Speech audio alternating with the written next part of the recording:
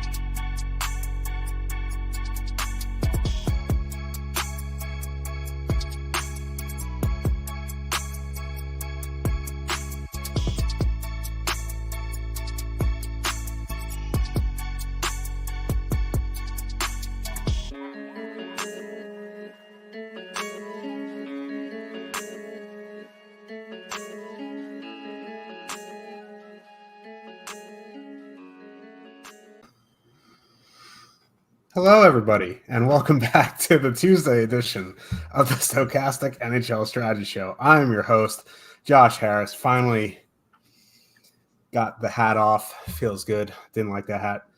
Anyway, we have a fun slate today. Joining me, as always, is my co-host, Slim Cliffy. How you doing today, Cliffy?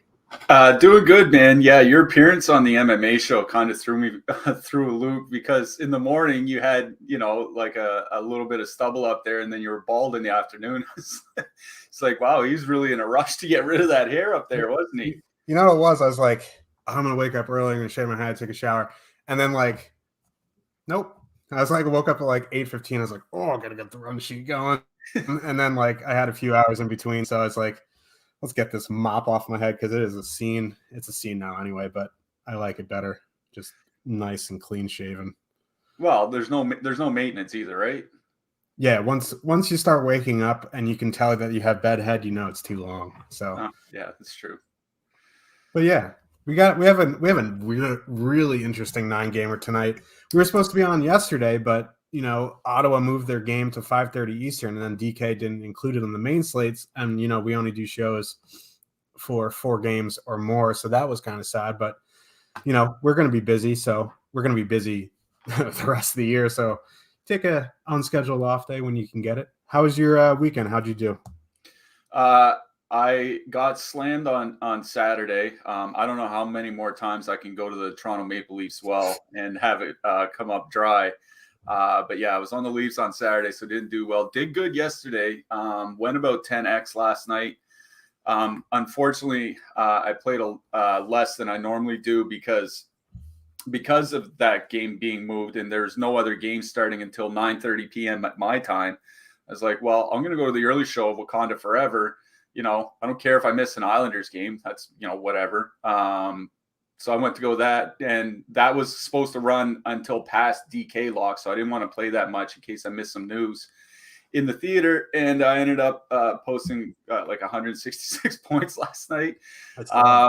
Did pretty well. If I would have played, I would have never done it. But if I would have played Jordan Binnington over Jacob Markstrom, I probably would have just swept everything I entered. But that's kind of what happens on short slates when you play single entry. Sometimes it's just that one missing piece to really get you over the top. But not going to complain about a 10x night, and just look ahead to today. How'd you do? Yeah, I had Markstrom too. The thing that tilts me, I know you a couple days ago, you're like, oh, I made a really bad swap in single entry. I did the same too. I chickened out on Pyotr Kochetkov, or whatever the Carolina goalie is. Got a little cold feet there, so I went to Markstrom. I ended up playing Colorado 1 with Makar and Carolina 3. But I had Markstrom, which was just a mess. Yeah, the only thing I cashed was the 150, and I ended up making $25. I played about half my normal entry fees. I don't know if we've ever talked about how much I play, but normally I play around 500. I played about 250. You see some screenshots in Discord sometimes. I don't like to spam it on Twitter, but yeah, I ended up making $25 because that was the only thing I cashed there, which was nice. So yeah, we're back at it today, and make sure I see about 70 of you guys in chat. Make sure you hit that like button. I don't like being we don't like being the show with the least amount of likes, so smash that. We have other hosts who brag about how much likes they get, so help us out. And if you hit that, you get, you keep up with all of our shows. If you subscribe, DFS offers, giveaways, much more. If you hit the notification, if you hit the little bell, it goes ding. You get to know when our shows go live. But if you're interested in other sports, it'll tell you when those sports are going live. And obviously, all of our shows are on podcast except for Live Before Locks on the platform of your choice. So if you cannot join us live, which is understandable, it's a Tuesday midday. Some of you guys work, most of you guys work. We happen to work on screen, so you can catch it on the podcast form on our way home, on your way home from work. It's awesome. But smash that like button, man.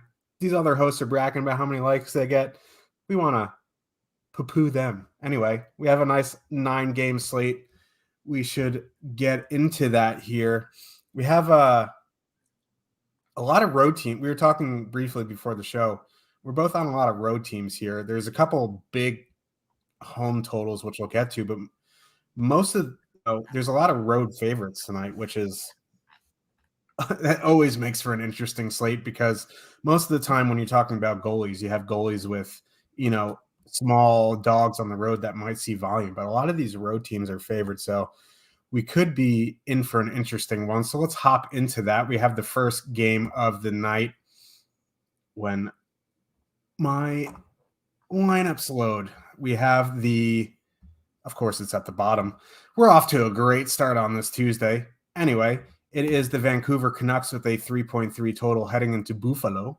The Sabres have a 3.3 total as well. Spencer Martin against Craig Anderson.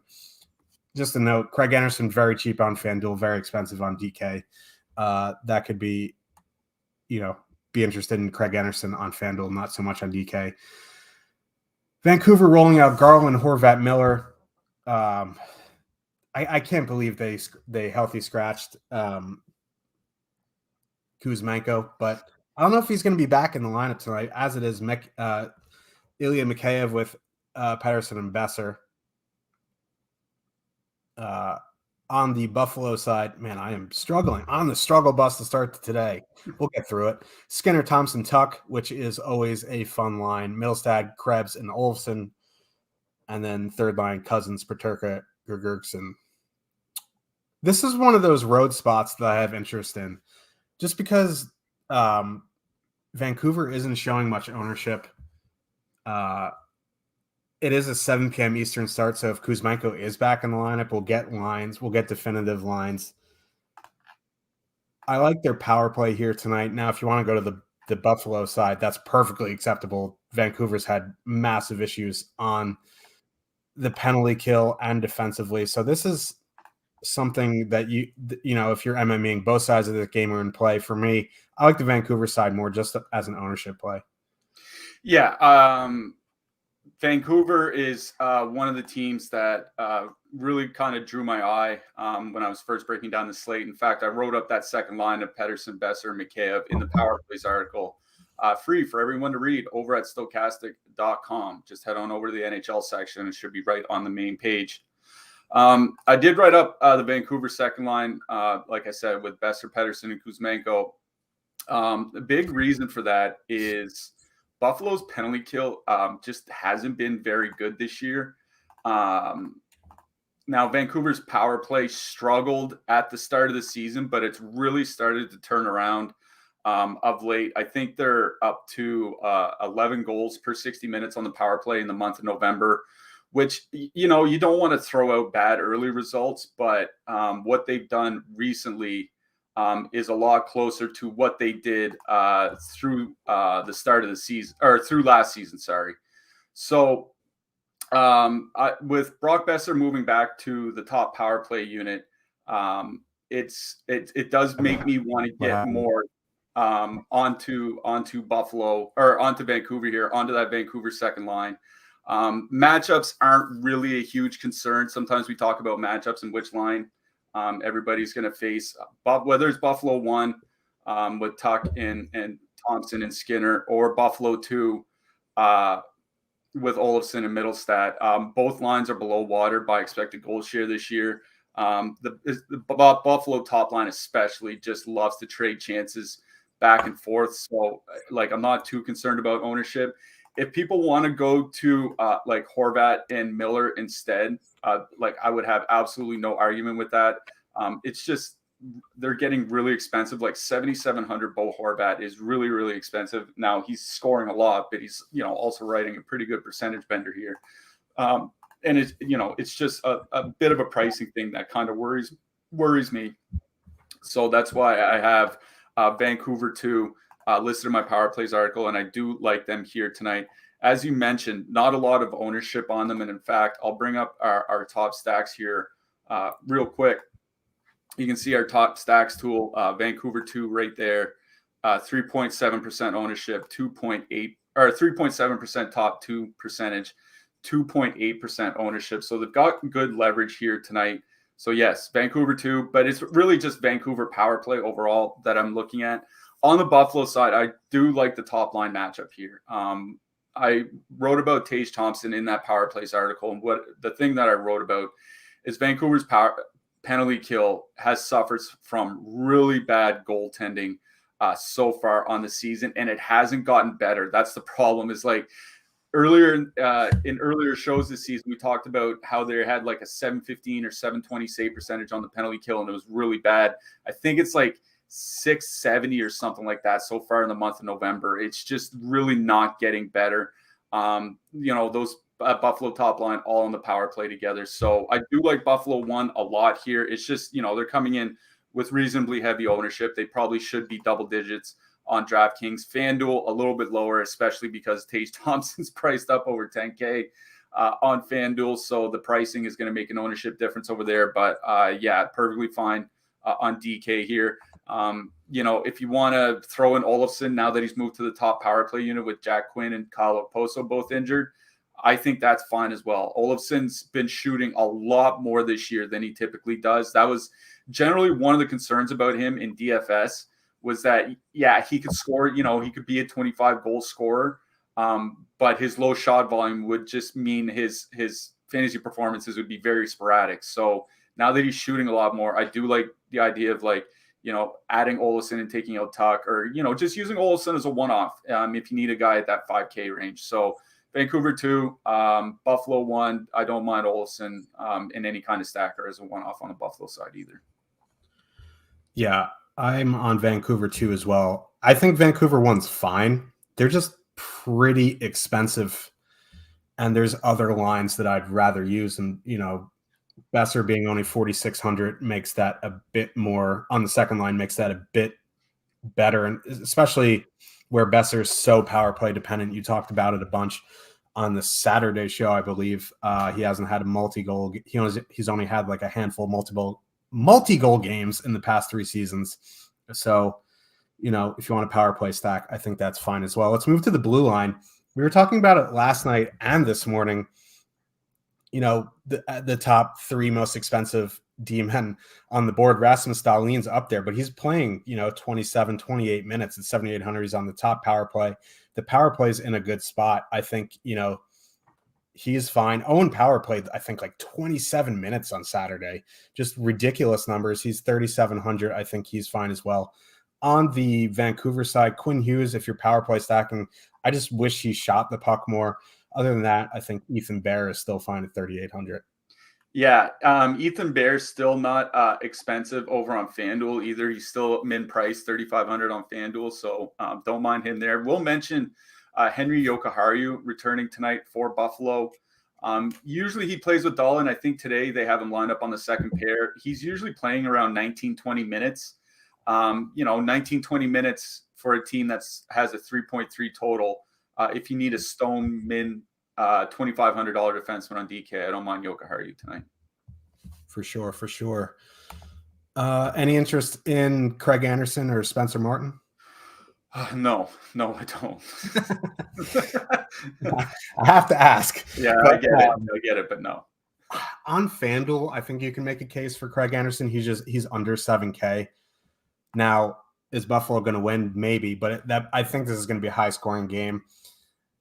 On DraftKings, Spencer Martin at 7,400. Not thrilled about it, but like he could see a shot bonus, and maybe. But yeah, I agree. I'm looking for my goalies elsewhere. So let's get on to the next game. We have the New Jersey Devils with a 3.7 total heading into Montreal. The Canadiens have a 2.8 total. Again, not super heavy ownership here on either side. Now, we discussed this in a GM this morning that the Montreal Canadiens top line play at a very, very slow pace here.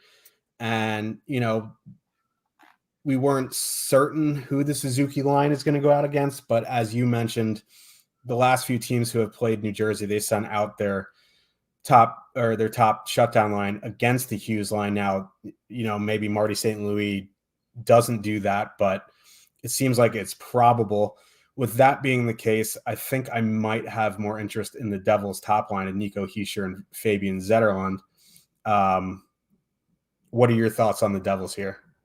Yeah, it is interesting how those are going to match up because you're right about Montreal playing to a slow pace with Kirby Dach on that top line, 2.1 expected goals for, 1.8 against per 60 minutes.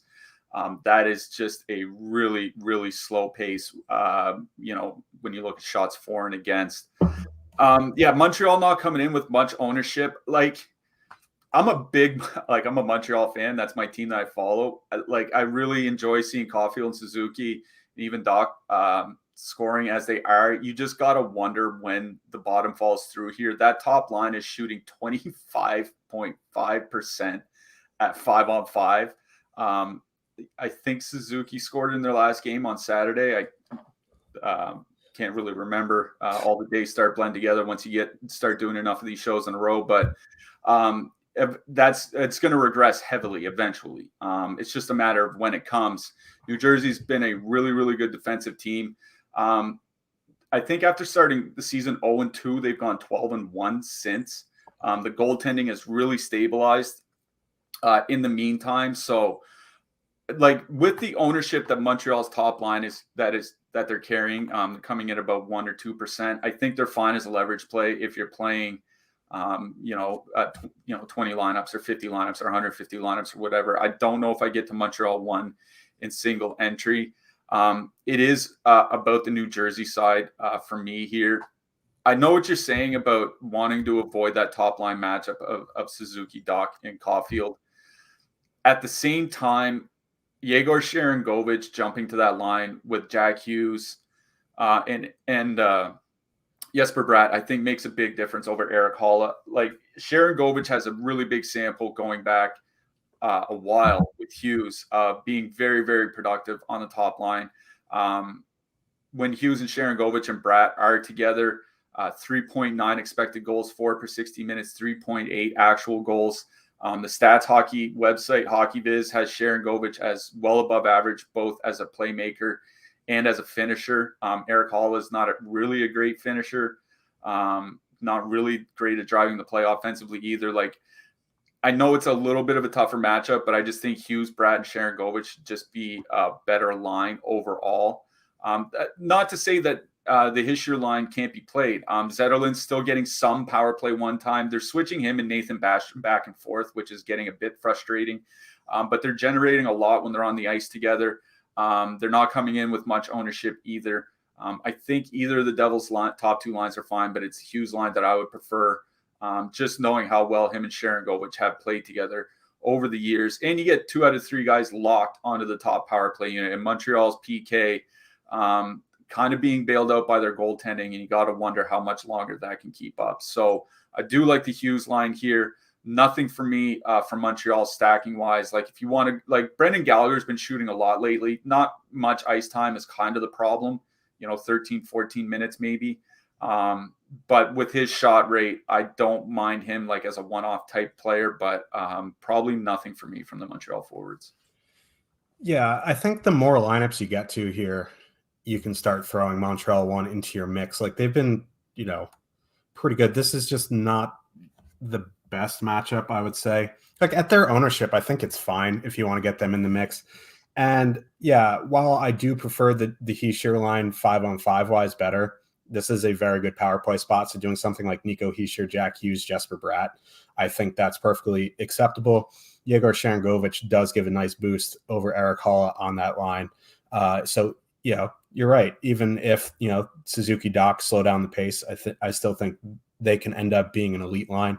And I'm from New Jersey, and Devils fans are the most fair weather fans on the planet. They suck. They absolutely suck. But both of us had a lot of New Jersey Devil futures bet on our season preview pod.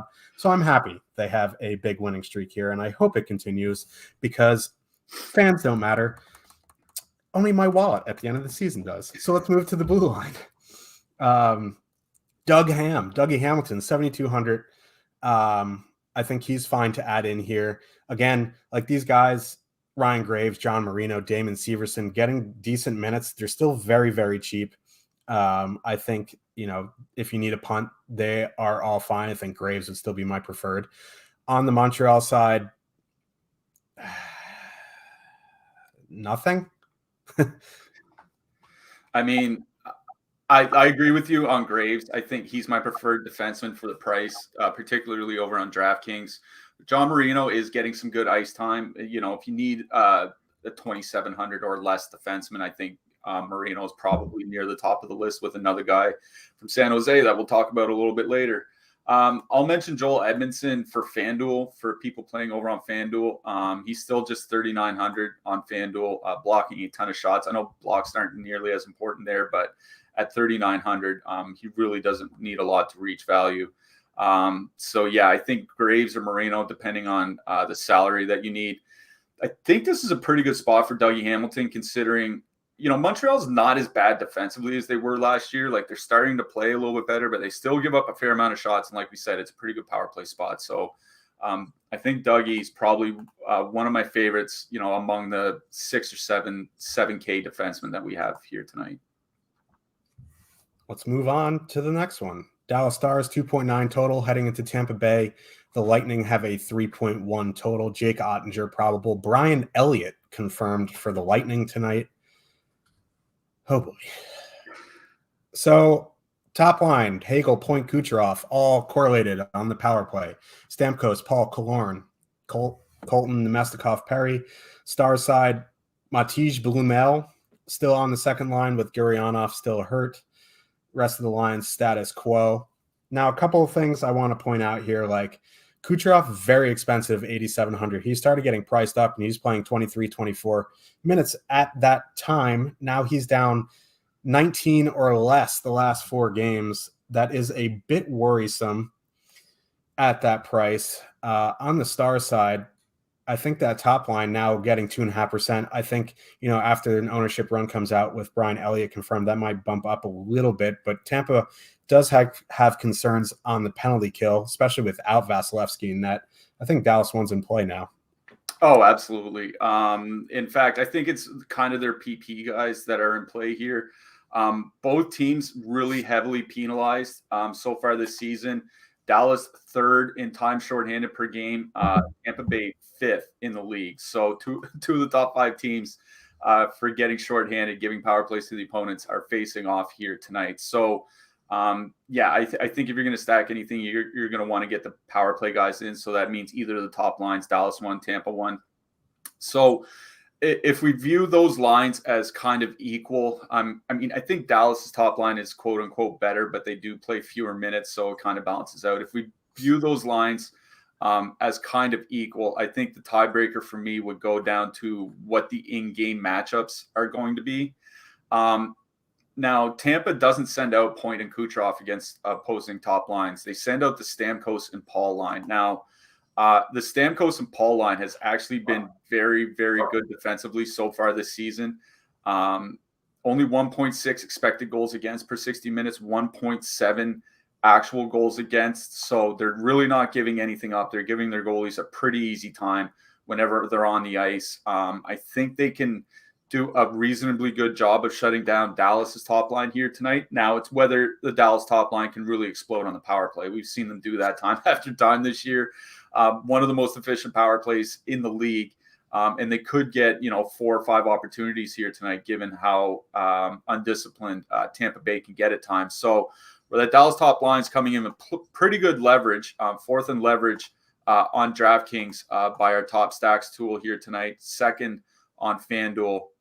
Really expensive on FanDuel, over 25K. So that's definitely why. But Dallas 1 is perfectly fine here. But I just think it's a pretty tough matchup going up against the Stamkos Paul line from Tampa Bay. So it's Tampa 1 that I will lean to. Kucherov, Point, and Hagel. They're not coming in with a lot of ownership either. Like, we're talking low single digits. Over on DraftKings, they get a Dallas second line, 3 expected goals against per 60 minutes this year without Denis Gurianov there. That's nearly double what we just talked about with the Tampa line of Stamkos and Nick Paul. 4.1 actual goals against. And like I said, their penalty kill is good, but they do take a lot of penalties. And you don't want to give this this Tampa team hasn't been great on the power play, but we know once Stamkos starts clicking again, they could just start filling the net with the man advantage. So all else being equal, I do like Tampa 1 more here tonight than I do like Dallas 1, but I think those are the 2 lines that are in play for me here. I don't think this is a game where I dip down to full stacking 2nd and 3rd lines. Yeah, the one thing I'll add, if you are interested in the Dallas power play, I think, one-offing Jamie Benn. He's been on an absolute tear lately. I think you got to ride that wave until it crashes. He's on the top power play. He's 4,400. That's a nice little add-in or as a one-off there.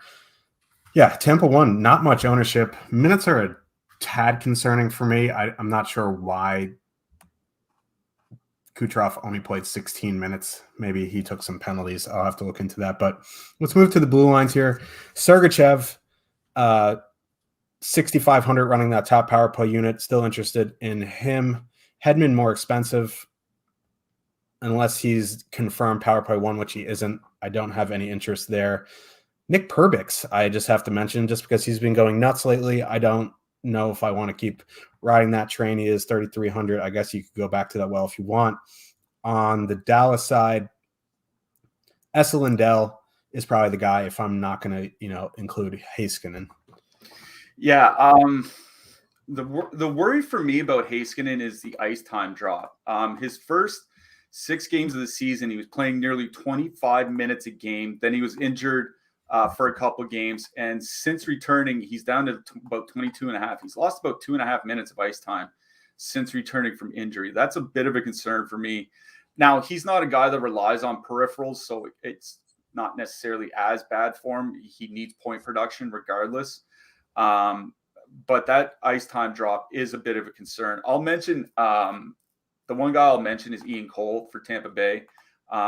3,700 is a bit expensive on DK, but he played a lot of minutes in that last game with Eric Chernak out. He'll probably play a lot of minutes here again tonight. So if you need like a mid $3,000 defenseman, I think Ian Cole is certainly playable here. Any interest in going back to Ottinger? I know he struggled really mightily his first game back from injury, and he was over 8K. Now he's 7,200. I mean, at that price, I think Ottinger's perfectly fine to use. He's not a guy that I'm targeting just because there could be some shot volume concerns. But like once you get down to those $7,000, $7,200 goalies, they're more or less all pretty much just the same when you factor in matchup and all that. So I think he's fine, but he's not a target of mine. Yep, agreed there. At the top, we mentioned we are sponsored by BetMGM, and we have a very good promo for you. You can get 2 free months of Stokastic Plus Platinum and up to $1,000 risk-free bet when you sign up, make a deposit, and make your first paid wager. All you got to do, click the link in the description, follow the steps there. You can get it depends. It all depends on how big of a bet you want to risk here. You want to deposit $1,000 and put it on something tonight. And if you lose, you get the $1,000 back. You can do that. Anywhere between $10 and $1,000 is up to you. Just sign up with Bet. You click the link in the description. You have to make a Stokastic account. You got to make a BetMGM account. You just follow the instructions in the link in the description. As soon as your bet settles, you get an email from BetMGM. They'll let you know how to get your 2 free months. This is no strings attached. This is super easy. There's 140 you guys in chat. I know there's a couple of you who still haven't done this. I don't know what you're waiting for. Get her done. Let's move on to the next one. We got the Washington Capitals with a 2.8 total. Heading into Florida, the Panthers have a 3.7 total. This is one of the bigger home totals of the night. The Vegas Golden Knights have the biggest home total, but it's nice to have a big favorite at home here, and this is a good one. Capitals penalty kill has been a mess. Matthew Tkachuk is back, so the Panthers going for Hagee, Barkov, Tkachuk, Lomberg, Lundell, Reinhart, E2D2, Luosterainen with Sam Bennett and Colin White.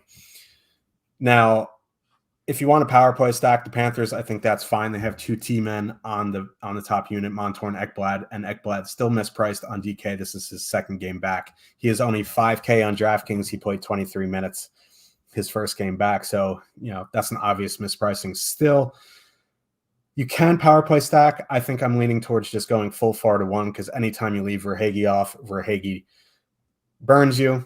On the Capitals side, Florida Panthers are a high-paced team, so I think there is some merit to going to that top line here with, Sonny Milano moving up with Ovechkin and Kuznetsov. Can't imagine that'd be very good defensively, but they could, have some good offense there. What are you seeing? Yeah, I mean, it's Florida's top line that I like the most here. I don't think that should be very shocking. They are also the most expensive line on the slate on DraftKings. I think they're 4th over on FanDuel, but it's pretty close to 1st. We don't have them as very highly owned, though. I'm going to bring up our top stacks tool here quickly. We're looking at ownership share, that middle column.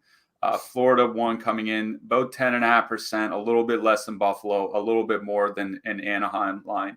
We'll talk to later, giving them pretty good leverage as they have been an excellent line. Like not a big sample with Tkachuk and Carter Verhaeghe playing with Alexander Barkov, but 5.2 expected goals generated per 60 minutes in 80 minutes together, only 1.8 against. I mean, all 3 guys are skating over 20 minutes a game so far in the month of November. So, anything can happen with you can run into a low ice time game, at any point, but this isn't, ice time concerns like we might have with Austin Matthews or Nikita Kucherov. It would be a genuine surprise if they played fewer than 20 minutes. The only way it would happen is if it's a blowout. And if it's a blowout, they're probably on the right side of the blowout. And if they're on the right side of the blowout, they probably already have a bunch of DK points for you. So I really, really do like that Florida top line here.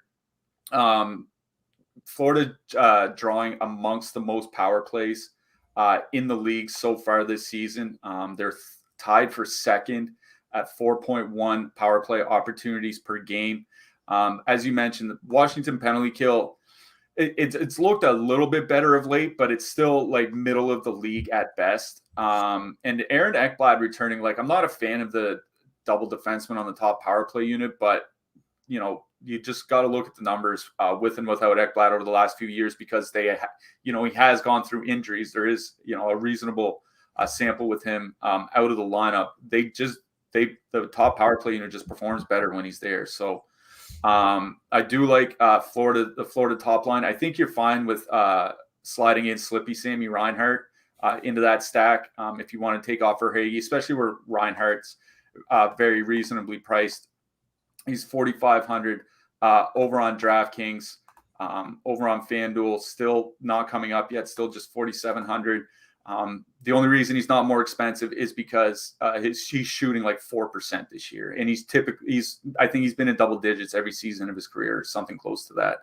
And he has, I think, 19 shots in his last 5 games. Like he's shooting a lot.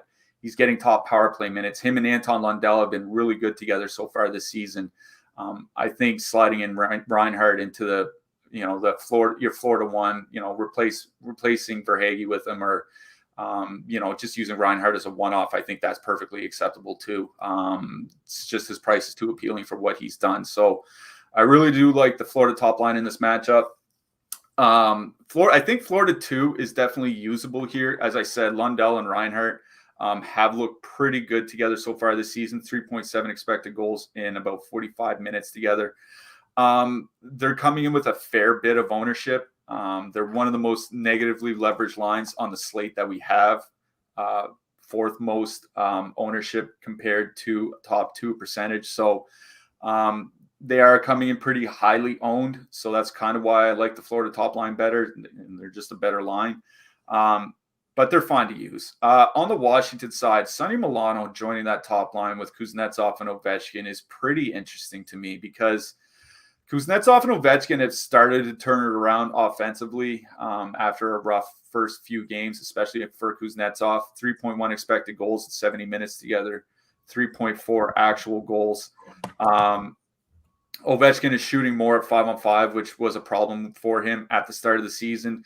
The problem is he's had pretty inconsistent ice time, anywhere between 17 and 21 minutes in the month of November.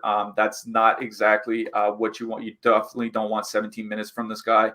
But Florida does take a lot of penalties, 7th most time shorthanded per game this season. So I think that the Washington top line is definitely in play here with Kuznetsov, Ovechkin, and Sonny Milano. They're also coming in at a reasonable price. I just think it's a little bit of a tough matchup going up against that Florida top line that's been so good defensively so far this season. So of all the lines, Florida 1 is the line I like by far the most. I think Florida 2 is playable. But honestly, I think it goes Florida 1, Washington 1, and then a pretty steep drop off for me after that. Yeah, I'm not really in on Washington full stacking here, but I think that Washington top line is viable tonight. It feels weird coming out of my mouth, but it is. So let's move to the blue line. Carlson, 6,900, running the top power play unit. I think he's fine to add in. Martin Fairvery, okay at 3K. On the Florida side, Ekblad, 5K, running the top power play unit. Brandon Montour also on that top power play unit at 7,700. If you really want to get contrarian there, I think you put in Montour instead of Ekblad, but Ekblad's going to be very popular tonight for good reason. Other than that, that's probably about it. Yeah. Here's my worry about using Carlson is that on their final power play in their last game against Tampa Bay, Washington went back to Eric Gustafson instead of John Carlson. That was after going 0 for 4 on the power play in that game. On their 5th power play, they went back to Gustafson, and Gustafson did have that huge game a couple games ago for them. So I'm wondering if we don't see Gustafson get some power play one time, kind of like, that Zetterlund Bastion issue with New Jersey where they kind of switch back and forth.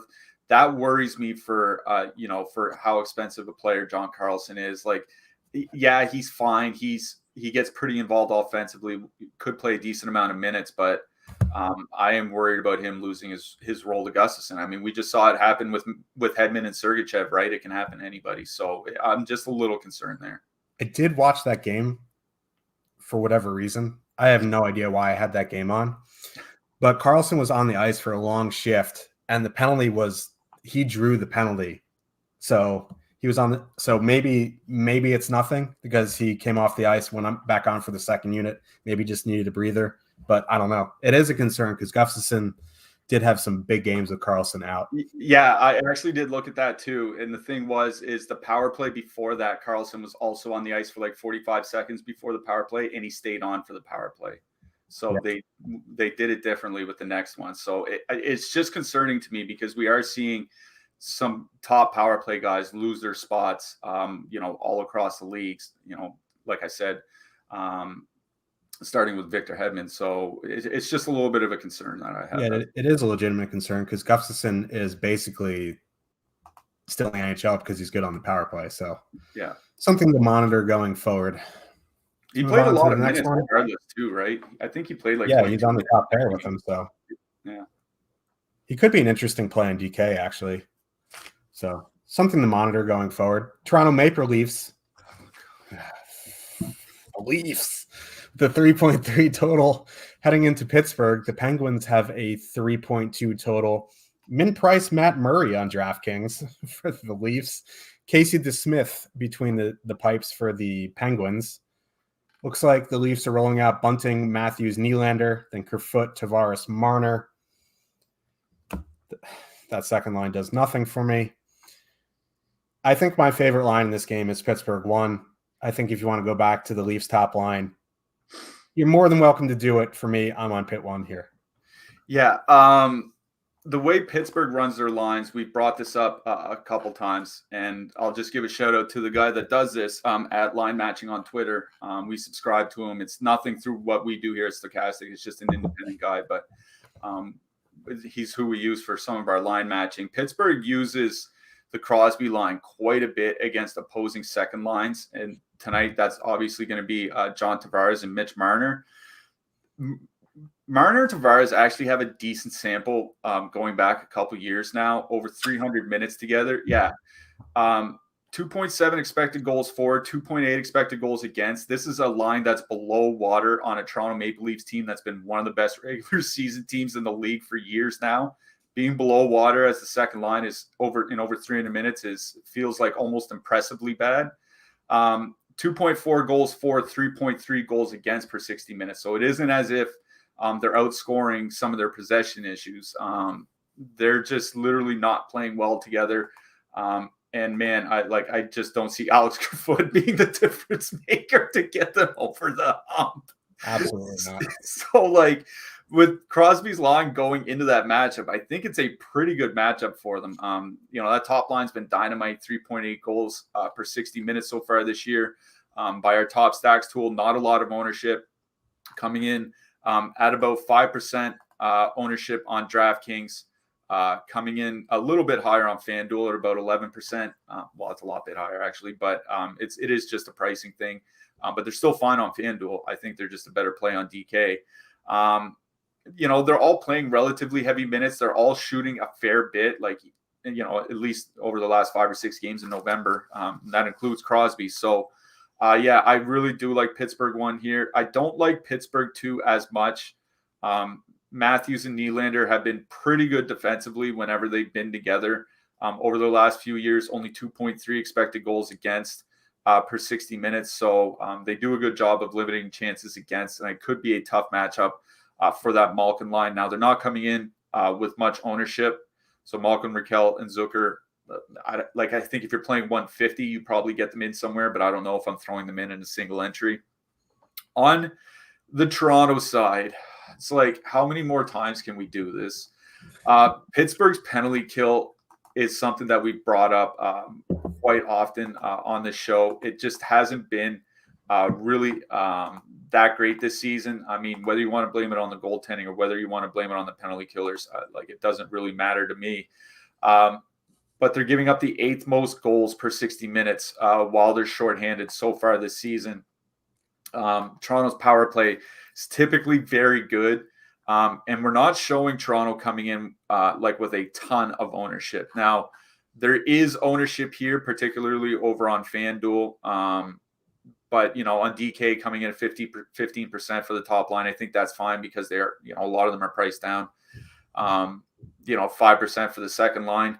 If I were to play any line here, it would be the Matthews, Nylander, Bunting line.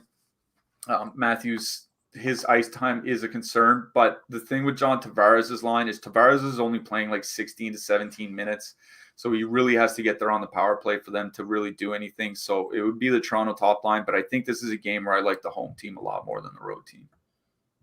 Yeah, I agree. Matthews is going to be close to 20%. Doesn't really matter this late. People just jam in Matthews. And if you want to use that top line, I think it's fine. Pittsburgh has had struggles, like you mentioned, on the penalty kill. I do think Casey DeSmith is the better goalie than Tristan Jarry. I don't know if that's a hot take or not. I just think he's played better this season. Mm-hmm. So if you want to fade the Leafs, I think it's always scary fading the Leafs because, we saw on the 2-game slate, they went absolutely nuts. They can break any slate. I just, with ownership and price being a thing, I'd rather get the Pittsburgh top line at 1/3 of an ownership in just as good of a spot. So that's just me. That's just you too, kind of. Yeah, So, yeah. kind of. Yeah. We're on the same page. On the blue lines here, like Riley, Letang are the power play guys, but they just have not been shooting. You can add them in. You don't have to. It doesn't feel great. But like these power play quarterbacks, like they're not very expensive here, but like Morgan Riley, 5,100, Chris Letang, 5,700. There's no world that I'd rather play Riley and Letang over 5K Ekblad tonight. No, there's not. Even factoring in ownership, and we'll get to the Philly Columbus game next. But I think I'd rather pay the extra $600 for Tony DeAngelo than play Chris Letang here tonight. So, not really in on the expensive defenseman. One guy I will mention is Mark Giordano. His minutes had suffered a little bit this year, but TJ Brody's hit the IR for Toronto, and in their last game without Brody, Giordano played 21 minutes, I think. So. If you need a sub 3K defenseman, I think Giordano, perfectly acceptable. He's grading out pretty well in the projections today as well for his price. So I think Giordano is definitely an option here tonight. Yeah, he's under 3K on DraftKings, definitely in play.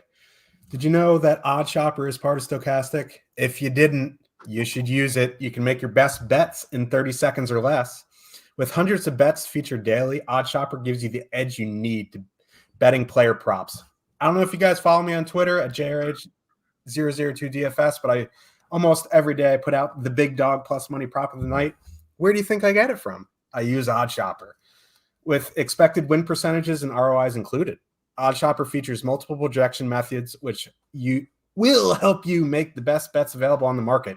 You can shop odds. It's awesome. They have a parlay builder, shows you optimized parlays. It has an arbitrage tool. What more do you need here? Click the link in the video description below to sign up for free with Odd Shopper and start making smarter bets now. Most of the stuff is free. There is some premium stuff if you want to get into the premium discords with the guys who list bets, but for free doing that odd shopping, no brainer. Let's move on to the next one. Circus. Philadelphia Flyers, 3.1 total heading into Columbus. The Blue Jackets have a 3.0 total. Patrick Laine sprained his ankle. High ankle sprain, those suck, especially when you're trying to put them in a ice skate. He's going to be out for 3 to 4 weeks. Emil Benstrom moves up to the top line. This ownership is out of bounds on the Blue Jackets. If they're coming anywhere near that ownership, I will not be sniffing them with a 10-foot pole. I'm on the Flyers side in this game. I'm going back to the Flyers. I like that top line here. I can't imagine the Blue Jackets being anything good defensively. Maybe Merzlikins bails them out completely. But, their blue line is a mess. Flyers for me. Yeah, and not only should their blue line be hurting, but they're getting Erica Branson back, and that should definitely not help the blue line at all. So definitely another plus for the Philadelphia Flyers. I feel like a Branson catches strays every time he's on the slate. I will say, though, that if you haven't seen that Blue Jackets thing, the Jackets wouldn't have signed Johnny Gaudreau without Erica Branson, which is the funniest story. It's just so ridiculous. Yeah, I mean, it is what it is. Here's the thing: is that Columbus top line actually hasn't been bad without Laine so far this season. 3.2 expected goals for without him there, and that's in over 100 minutes.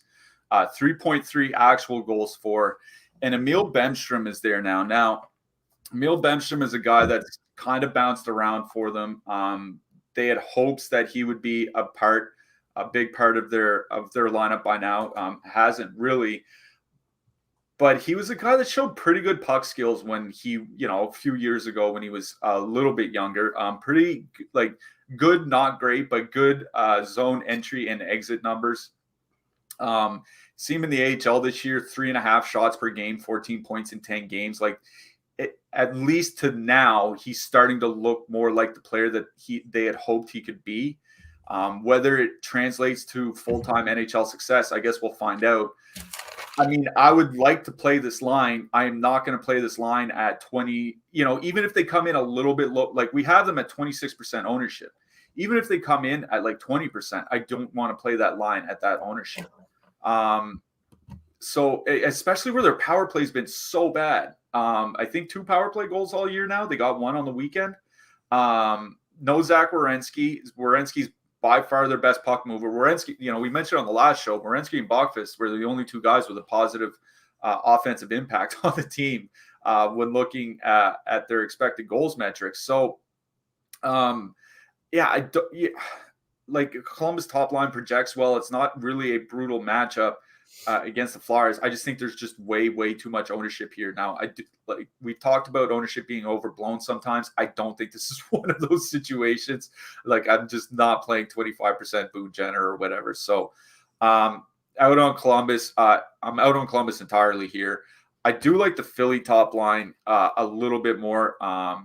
They are perfectly correlated, much more reasonable ownership coming in out at about 6%. Looking through our top stacks tool, they're coming in with 5% or 5 DK points less in the projections as a 3-man unit than the Columbus top line. And they're also coming in at like a quarter of the ownership. So I think it's the Flyers top line more for me. The Flyers second line is kind of interesting here because once you get past that Flyers top line, there's just absolutely nothing to be concerned of once you get past the Jackets top line, there's nothing to be concerned about defensively. Scott Lawton's been playing a lot of minutes, still getting some PP1 time. I think he's fine. Joel Farabee, his minutes have gone up and down. He's not shooting as much as I would like, but I think, like a Lawton Farabee 2-man or a Cates Farabee 2-man, it's one of those cheap 2-mans that I think might be able to score a goal or two and help you get up to those more expensive spots like, Pittsburgh or Toronto or what have you. So I don't mind them, but it is Philly one. Considering all the ownership, it is Philly one that I like most here. I guess if you want to dilute the Columbus ownership a little bit, I think you can slide in Kent Johnson on the top line instead of Emil Bemstrom. He's going to be on the power play with them. And they're relatively the same price, but considering all the ownership we're seeing on Columbus here, it's Tippett, Hayes, and Konechny that I like the best. Yeah, I agree. I like chalk Columbus is just always a recipe for. Well, I don't like using that recipe. We'll just leave it at that. Let's move to the blue line. Tony D, 6,300, very good power play spot. I like him. I like Travis Sanheim as well. Rasmus Ristolainen still min priced. If you want to do it, you can do it. On the Columbus side, you want Gavrikov or Peak for the block shots. I actually prefer Jake Bean, irregardless of him getting top power play time. He's 3,200. His minutes have gotten up. He's been blocking shots as well. Yeah, I do like Tony D here tonight. Including price and ownership and all that. I think he might be my favorite expensive-ish defenseman here on this slate.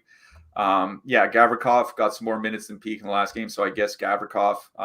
Bean if you want to, mix him in with your Columbus top line guys, but I think Tony D, whether DK or FanDuel, he's one of my more favorite defense plays on the slate here tonight. For sure. Let's move on to the next one. That has some line changes. The Minnesota Wild, 3.0 total heading into Nashville. The Predators have a 3 total as well. Marc-Andre Fleury confirmed. UC Saros probable. Nashville never confirms their goalie until warmups, usually. Juuso Pasainen, we'll go with. Parsinen on DK now at 3,500 on the top line. He is, I think like 7K on FanDuel randomly. It's like randomly very expensive. On the Minnesota side, they mixed up that second line. It's now Boldy, Rossi, Foligno. Joe Eriksson Ek is down with Mason Shaw and Connor Dewar. Not sure why they're doing that, but maybe they're giving Rossi a chance here. I don't know. Power play stack for the Wild for me, now that those lines are a mess. I think you just, power play. Predators, we talked about it on Saturday. They give up the most shots per 60 on the penalty kill. You load in the Wild power play guys. I don't think you have to full stack anything. The Nashville top line with, UCP, we'll call him, is interesting because he's so cheap and he's on the top power play, at least on DraftKings. I don't know if I want to play them at that ownership, though. Yeah, like you said, a fair bit of ownership coming in at 8% by our DK projections against the 4% probability of being in a top 2 stack here tonight. I mean, Parson is not a goal scorer. At least he hasn't really shown that in his career outside the NHL. He's more of like a distributor type. And that kind of worries me because that's exactly the type of player Michael Granlund is. I just worry they're doubling up on the same type of player. And when you move Matt Duchene and Philip Forsberg away from each other, like over the last few years, just the pace of play of their top 2 lines just drops considerably. They start playing a lot slower. They're not necessarily not trading chances, but they're really not creating as much offensively. Whether it's Johansson and Duchene together and Forsberg with Granlund or what have you. But when Forsberg and Duchene are easily their best dual threats in that lineup. And when you put them on different lines, they have to start carrying a little bit more of that dual threat that they bring. So where they really slow down the play, like I don't know, man. I just don't have a lot of interest in Nashville coming in with, fairly reasonable ownership here, like both negative leverage by a good amount. I worry about ice time. Like, do they spread out the ice time even more, especially, where they now effectively have 3 playable lines, I guess. So I'm going to be out on Nashville here. I think if you're going to be in on something, it'd be like a Minnesota power play stack or the Minnesota top line. What worries me about the Minnesota top line is they're also playing to a lot slower pace since they added Freddie Gaudreau there, which makes sense. Like he's a 2-way center. That's kind of what he does. But they're not coming in like with a ton of ownership here, like 4 to 5%. We're showing, you can take Gaudreau off and put in Boldy or whatever you want, do what you want with a power play stack. But Nashville's giving up 3.7 power plays to the opposition per game. It's right around top 10 in the league. And they're also giving up the most shots against per minute while on the penalty kill of any team in the league. So I think it'd be the Minnesota power play guys that I like the most here in this game. Kaprizov, Zuccarello, and those guys is what I'm really kind of looking towards here. I don't know if I want to play much Minnesota too. Boldy, Rossi, Foligno. Rossi's had a pretty bad start to the season, whether you're looking at anything, shot generation, ice time, expected goals impact. He just hasn't been off to a good start. I'm worried pushing him up the lineup isn't going to do much for Boldy and Foligno here. So it's more just power play stacking the Minnesota side that I like the most here. Yeah, this is kind of a weird setup on this game. I don't know. When I was going through this slate this morning, this was one I was just like, I don't like this game. So, and then they switched the lines because I was kind of interested in Joe Eriksson Ek, Boldy, Foligno tonight, and then they just went and nuked that. So I guess I made that decision on that game. But let's move to the blue line. On the Nashville side, outside of Yossi, I think it would probably just be Matthias Ekholm. Alexandre Carrier, I don't know how he pronounces it. Min Price, I guess, gets an honorable mention there. On the wild side, if you are power play stacking, Callan Addison hasn't really been doing too much with it. So if you are a bit skeptical about using Addison, you can use Brodin or Spurgeon. Yeah, here's my concern about Yossi. Like, I think the price is perfectly fine, but now that they moved Matt Duchene to the second power play unit, Duchene and Johansson are both on the second power play unit now.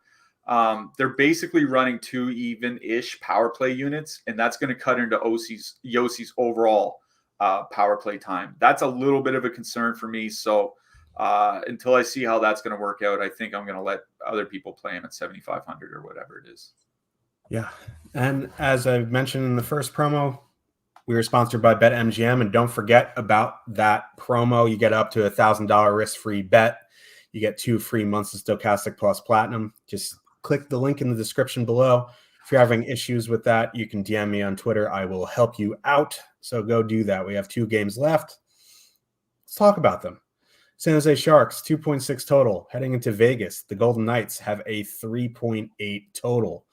James Reimer confirmed. Logan Thompson probable. Not much ownership on this game, which was a bit surprising to me. Vegas has the biggest total of the night. Their top line coming in around 5%. I know San Jose's had a pretty good penalty kill, but they have been bailed out with some really high save percentages on the penalty kill. I think going back to both Vegas lines are definitely in play for me, especially with low ownership.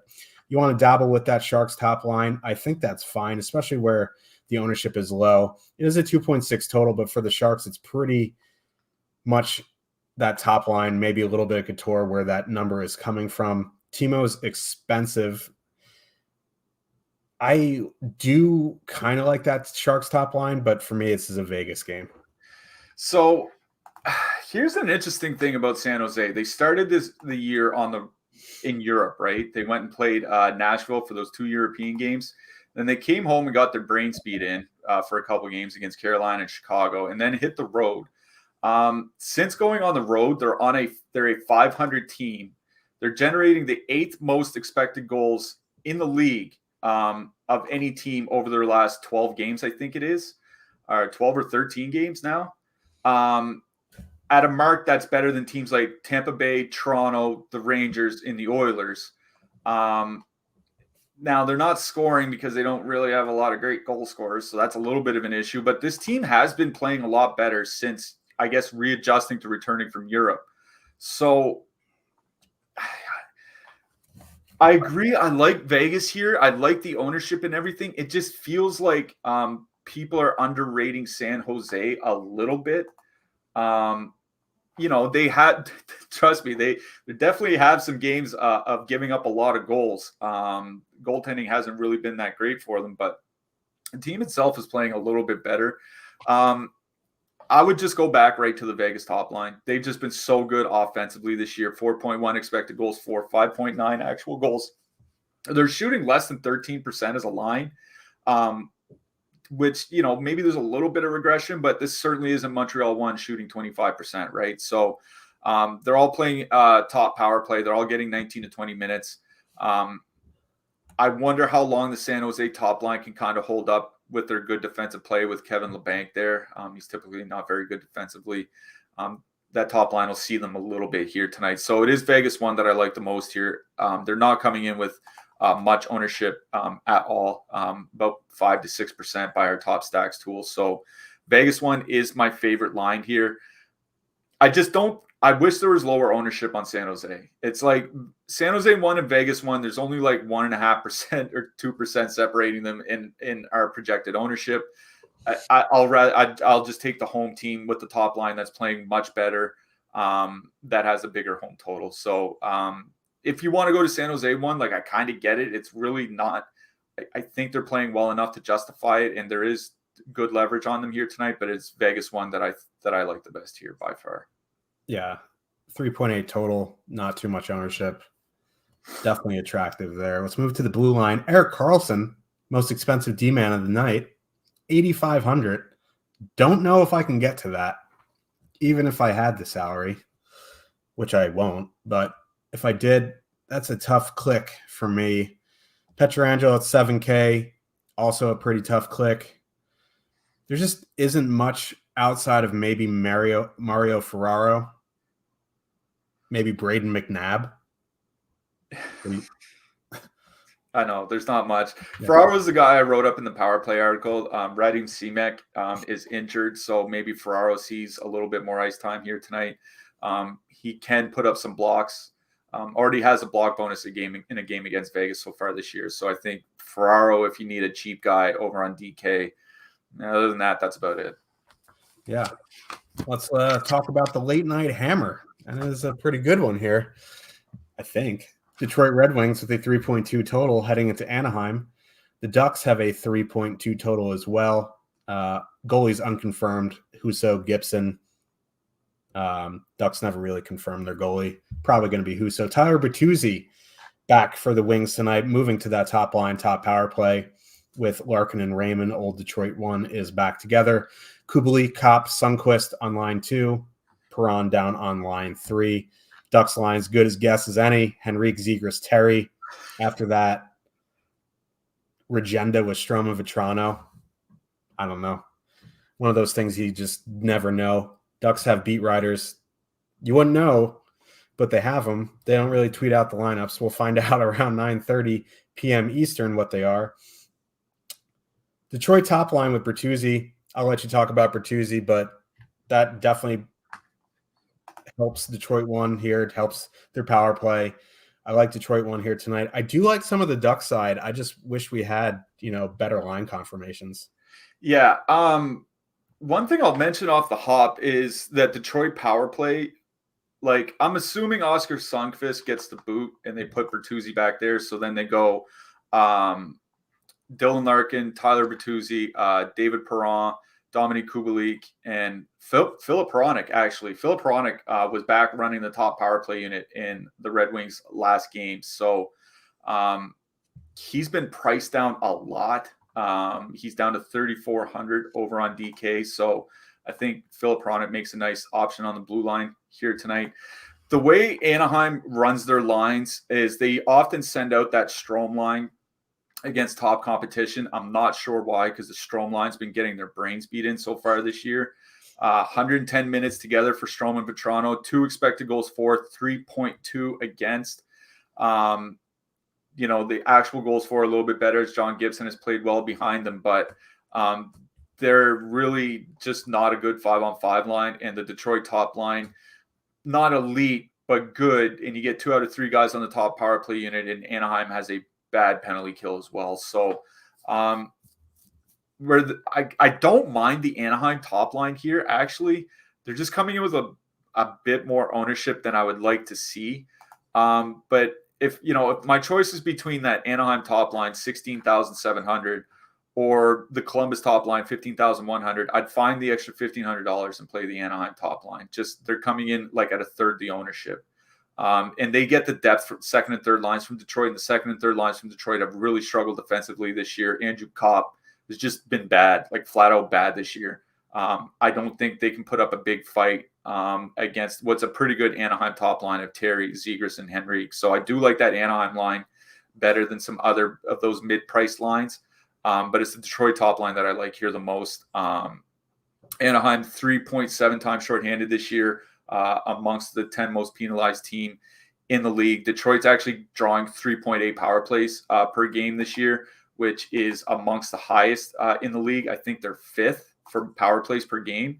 So I think I'd want to get the PP1 guys here for Detroit. So Larkin and Bertuzzi especially, throw in Perron for an additional power play stack. Hronek at 3,400 on DK makes a lot of sense. So that's where I'm at. Detroit 1/Detroit power play. Yeah. And, if you get confirmation on some Ducks lines, I think that's fine. Like, I don't want to play like 10% Anaheim 1. Like you said, I guess you could take bits and pieces like a one-off Terry, which is an expensive one-off, but he's been very good. Or like a Zegras, Henrique or something like that. If you really like them, I think, 10% ownership isn't a massive deterrent. For me, I like some better lower owned stuff. Let's move to the blue line. You mentioned Hronek on power play 1. He's 3,400. That's pretty obvious there. You want to add in Klingberg to the Ducks power play. He's 4,200. It's fine. Like other guys, Cam Fowler, 2,900, I think is all right. Kulikov sees pretty big minutes. Ben Sherratt under 4K on DraftKings, I think is fine as well.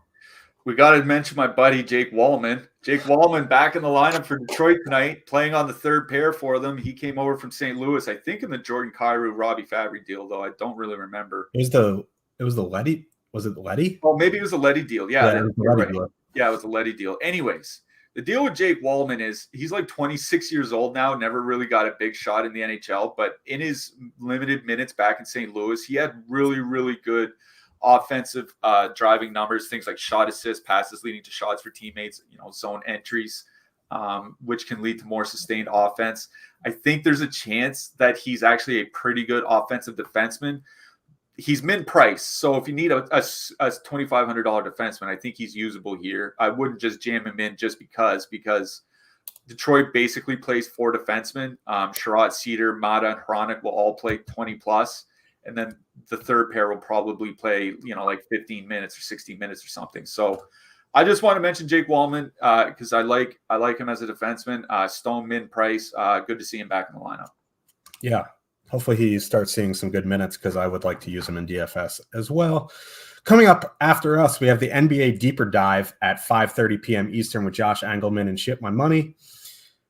NBA Live Before Lock at 6:30 with Lally. David, Greg Eng. Oh, we are struggling today. Live before lock, 6:30 Eastern. Make sure to smash that like button. There are a lot of you here. I want more likes. We want more likes. We like liking stuff. Goalies. Who you liking? Well, we just talked about Detroit. So Ville Husso is a goaltender I do like here tonight. UC Saros on both sites. Like, I like Husso on both sites. I like UC Saros on both sites for Nashville. I guess if you want to go with the 6,500 Matt Murray, that's definitely playable. But I would definitely wear a helmet watching that game. I like opposing goalies on different sites in the same game. I like Carter Hart's price on DK, and I like Elvis Merzlikins' price over on FanDuel. You mentioned all the goalies that I wrote down, except I will add in Marc-Andre Fleury. I don't mind him as well. Who you liking to score that hat trick tonight? Already brought him up. Playing power play 1 for your Florida Panthers. It's slamming Sammy Reinhart. He's my hat trick pick for tonight. I am going Jake Gensel. Ooh, I like it. Yeah. Let's light up the Leafs, boys. Let's see that happen again. Yeah, let's light up the Leafs. I want to see Leafs Twitter just melt. Let's do it. So it's my favorite part every time they play. Oh, nothing better than the couple weeks after the Leafs get eliminated in the first round is the greatest time of the year, better than Christmas. Some may argue. Scholars have argued it. But anyway, we have run overtime. For Slim Cliffy, I'm your host, Josh Harris. We will see you on Thursday. Again, hit smash that like. Use that BetMGM promo. We'll see you in Discord. We'll see you on Twitter. Good luck, everybody. Good luck, everyone.